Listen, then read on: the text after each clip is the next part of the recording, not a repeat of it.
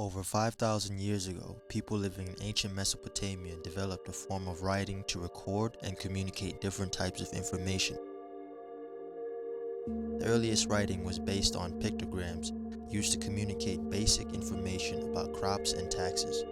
Over time, the need for writing changed and the signs developed into a script called cuneiform. Over thousands of years, Mesopotamian scribes recorded daily events, trade, astronomy, and literature on clay tablets. Cuneiform was used by people throughout the ancient Near East to write several different languages. When Egyptians began to write around 3300 BC, they wrote from the beginnings in ink on papyrus, a wild plant grown on the Nile Valley riverbanks. At first, papyrus was used in Egypt, but soon spread throughout West Asia around 1000 BC. Papyrus was more convenient than clay tablets due to it being less breakable and lighter in weight. Papyrus is the precursor to paper. As you may know, papyrus, paper, they sound very similar.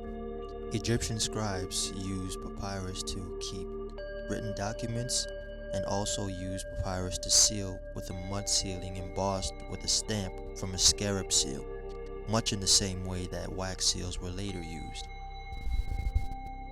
A codex is a book constructed of a number of sheets of paper, vellum, papyrus, or similar materials with handwritten contents.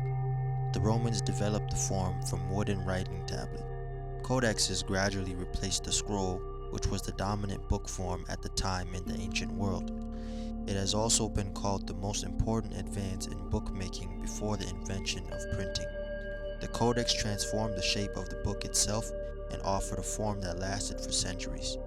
The spread of the codex is often associated with the rise of Christianity, which adopted the format for use with the Bible early on.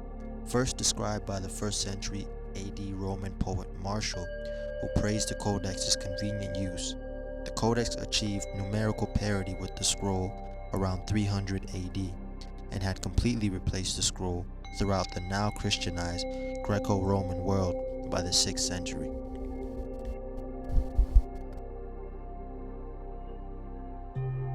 The printing press revolutionized text by giving a more effective way to reproduce written word at a faster and more consistent pace.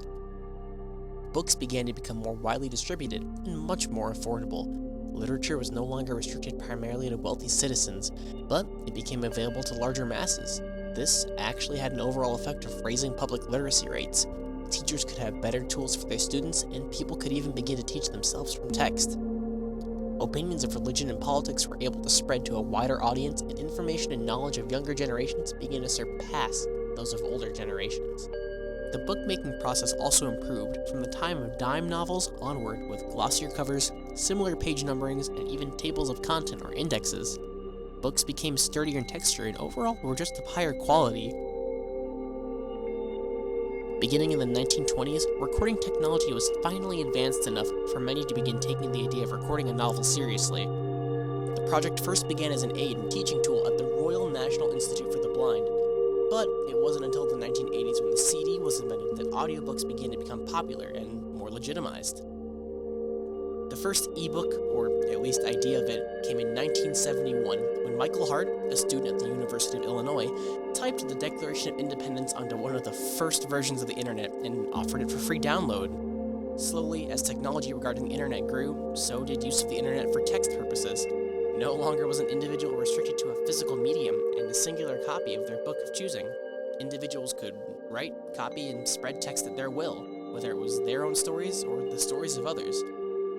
Whether the text itself was a story created by an author, an electronic version of a reference book, or even an electronic interactive game or novel, the bounds of reading were being pushed into a brand new realm. In 1999, book publisher Simon & Schuster began their sales of digital and physical books alongside one another. While not entirely revolutionary, this was pretty much the beginning in the cementation of ebooks as a change in medium. The conveniences of technology has not only made it easier for people to access almost any piece of literature that they want, but it's also shaped the way authors themselves write books.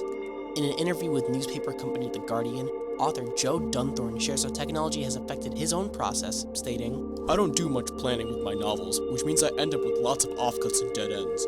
I used to keep a file on my computer called Recycle, where I stored all the decent ideas saved from discarded chapters in stories and poems. The idea was that eventually, all these lines would be rehoused. Now, I'm able to pull together resources in a much more fluid way. I can't quite decide whether this has made me a lazier writer or a freer one. Technology has, or at least has the ability, to change the reading process. It's made it easier to find resources, get recommendations, look up definitions, make annotations, and easily bookmark spots. On the flip side, the convenience of media convergence has placed books, which generally take up a good amount of concentration, next to other aspects of our digital life. All of our technologies begin to come together and create a fight for attention.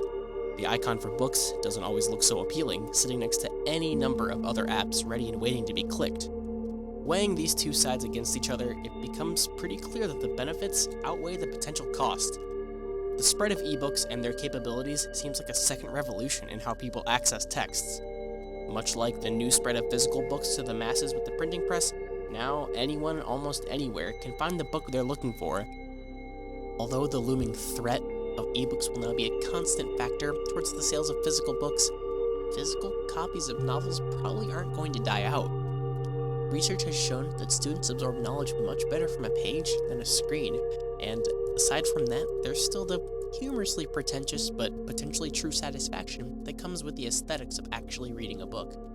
The experience of a literal page turner, and the immersion that print combined with touch brings is something a Kindle can't reproduce.